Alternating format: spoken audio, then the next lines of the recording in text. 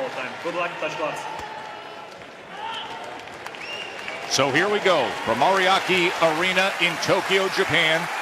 Joe Tessitore and Tim Bradley on the call to determine the first undisputed bantamweight champion in boxing's four-belt era. Naoya Inoue and Paul Butler. You have to go back to when Inoue was in high school, Tim, when he took part in an amateur tournament, the All Japan tournament, for the last time he lost a fight. He turned pro immediately after that. Here we are now, 23 fights and 20 knockouts later, including now this, his 19th straight world championship fight. Tess, for Butler, he's naturally left-handed, and he fights from the orthodox stance. And I expect him to be heavy on his jab. Heavy. Stand defensive responsible, so that way he doesn't get caught early. And limit the 50-50 exchanges against Inoue.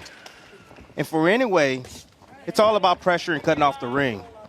And I expect him to go down to the body of Butler to bring those hands down and eventually find that kill shot up top.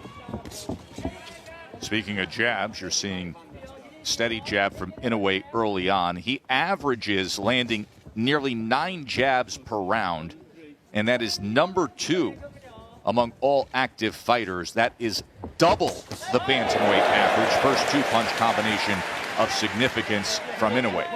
See, Inoue, Butler was trying to exit, and Inoue threw the right hand, caught him where he was moving, forced Butler to his left hand, and caught him with the left hook.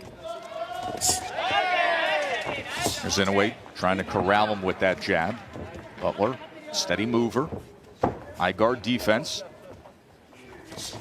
Butler's now trying to use feint and lateral movement to throw off Inoue's timing. He's doing right by staying defensively sound and not opening up right away. Three-punch combination from Inoue. Now Butler takes a step forward for a moment. Inoue comes back with a right hand behind the jab. That was caught by Butler.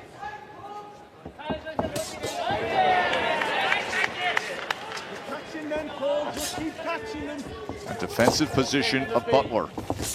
Inoue touches him to the body, put the jab to the body, came with the right hand, and finished with the left to the body. Butler's got to get on his jab, Tess. It's the only way. He has to gain some sort of respect. He's allowing Inoue just past that threshold without giving him anything in response.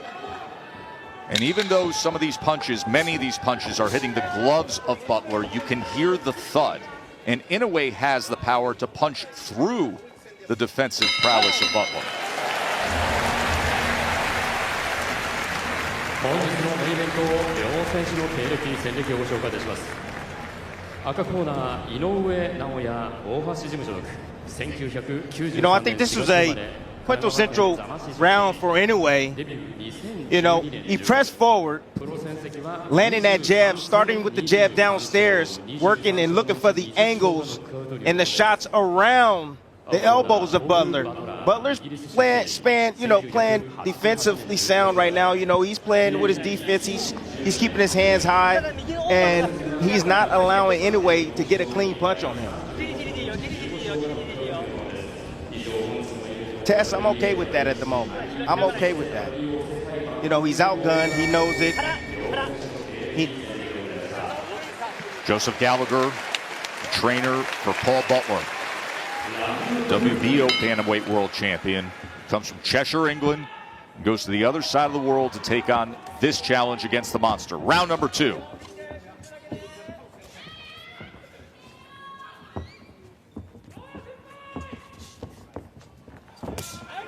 There's the right hand to the body from Inoue. Inoue doing exactly what I was saying. He's going down to the body, trying to open up Butler. Butler has to find some way to gain some sort of respect, to get respect from Inoue.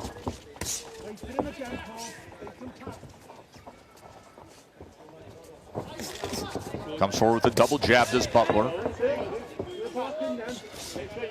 Like I told you. Probing with that jab, including often going to the body with it.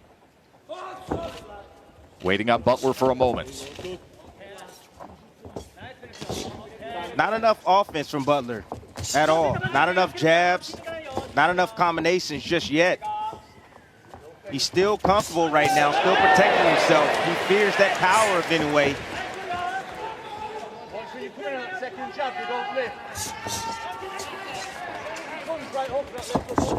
Or double jab that time, a 5-punch combination. He went double jab, right hand, left hand to the body. He has landed 3 lefts to the body in that last sequence. Tess, nice slip inside right there from Butler to land his own body shot on Inoue. And Butler comes back with a right hand up top before going with the high guard again. Now moving to his left, got to be careful of that right hand of Inoue. Inoue taking those small steps just to corral Butler, always keeping him in range. There's a right hand and a left hand to the body that backed it up. Been finishing consistently with that left hand to the body on the combinations, Timmy. Yes, he has. He's one of the best combination punchers in boxing. Always balanced. Inoue steady work with the jab.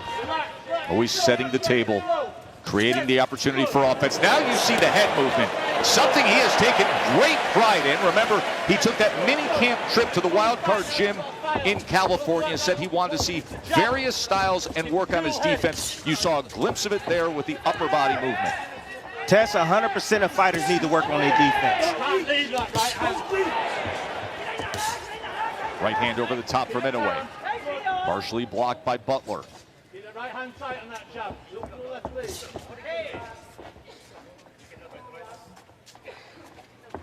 A lot of foot feints from Butler, but no probing jab, nothing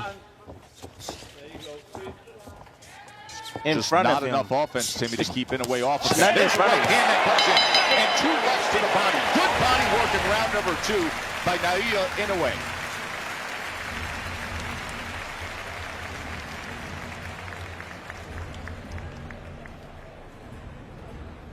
Vicious body work. Like I tell you guys in the past, you see Inoue throwing where Butler's moving to cut him off, to pin him on the ropes.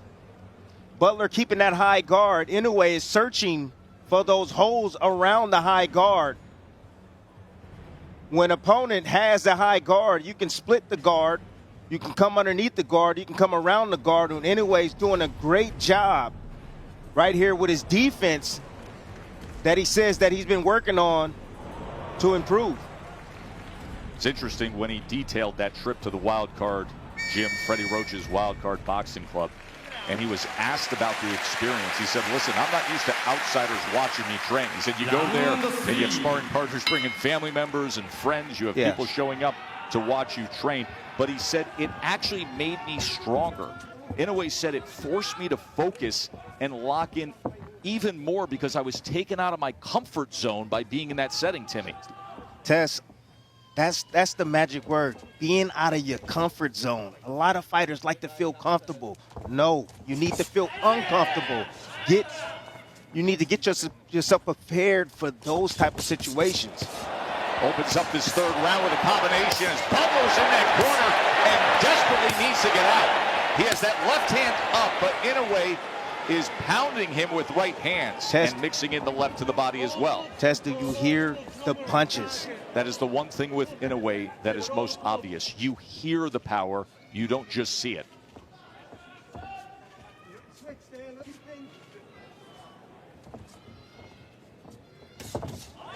Two-punch combination again, working behind that jab. Look at the space between. Butler's not probing, not doing anything else to occupy that space in front of him. He's just allowing Inoue to just walk straight in and do whatever he wants against him. And Inoue always maintains that range to be in position. Look at the footwork and those small steps. Anytime Butler moves laterally like you see him doing right now, Inoue is constantly staying on him as if they are tied at the waist with a rope. Always in a ready position. Tess, I'm just waiting on that teeter-totter combination. The uppercut Right uppercut, left hook behind. Now explain to people when you say that. You call it a teeter-totter, and Butler finally lets his hands go as Inoue covers up for a moment. Best work that Butler's had comes here in round number 3. But what you describe as that teeter-totter, the ability to throw punches and generate torque, bringing back the offhand to create more power. No, the teeter-totter combination is the right uppercut. So it goes up. So that side is up, and then he comes down. The opposite side is down, and it's around the elbow to the liver. How devastating that can be. Able to slip that left hook by Butler moments ago. Remember, Butler fights orthodox, but is naturally left-handed, and he loves that left hook. Just haven't seen much of it against Inoue. It's risk-reward against the fighter with his power. Inoue's looking sharper than ever. You know, getting right to Butler with combinations. Butler's not giving him much to return. Every now and then in spots when Inoue will neglect defense, Butler will come on with his combinations. The hook is the best punch, I believe, that Butler has landed this far in this fight. You just saw it again with 10 seconds to go in round 3 as Butler threw that hook, and Inoue finishes strong to the bell. End of 3.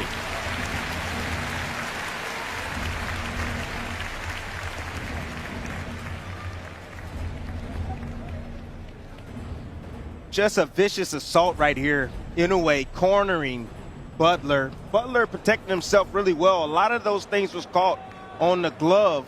But as you see, no return fire from Butler. He is timid. He does not want to open himself up because he does not want to get knocked out. Again, against along the ropes, Inoue trying to come around that high guard, throwing straight shots down the middle, trying to split the guard of Butler. I think that right hand that split the guard right at the final second may be the most effective of the round right there. I put that a punctuation right there on that round. Round number 4 from Ariake Arena in Tokyo. Undisputed bantamweight world championship fight. 3 belts in the hands of Inoue right now. Butler has the WBO belt at 118 pounds. Well, it's round 4, and Butler has lost every single round. He doesn't have the knockout power to hurt Inoue. So at this point in the fight, he needs to make a choice. Needs to make an adjustment. He needs to fight. Sell out now. Sell out right now. Because the way this fight is going could be ending shortly, real shortly, Tess.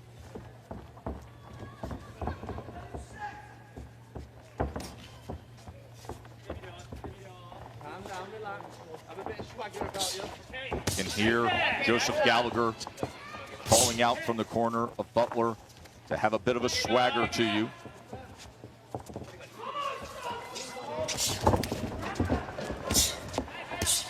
Inoue finding that jab with ease. See if the right hand comes behind it.